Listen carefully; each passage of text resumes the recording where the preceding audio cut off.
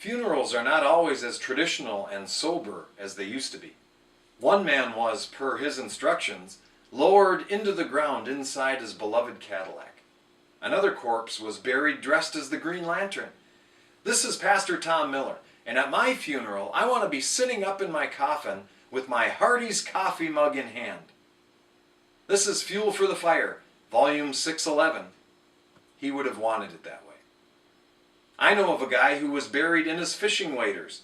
He would have wanted it that way too. Others are taking a dirt nap with their Packer hat on. And then there's the story of the woman who was upset with the funeral director because she wanted her deceased husband to wear his blue suit at the funeral, and he somehow had a brown suit on. The funeral home director assured her it was a simple mistake, and then he called to the guy in the back room to switch the heads on coffin 2 and coffin 4. All these dead guys wearing weird stuff. But what about us? What about the believer alive and well in the world today? What should we put on? Ephesians 4:24 says we should put on the new man, which God created in righteousness and true holiness.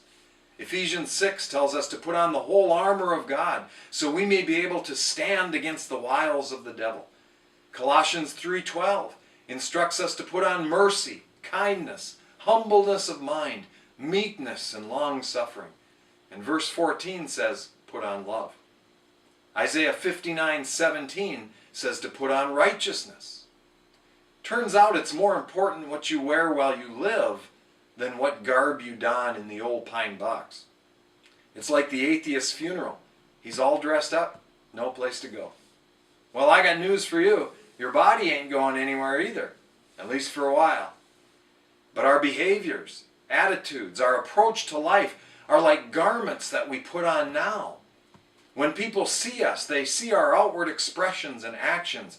Our inner man is reflected by what we decide to wear as Christians.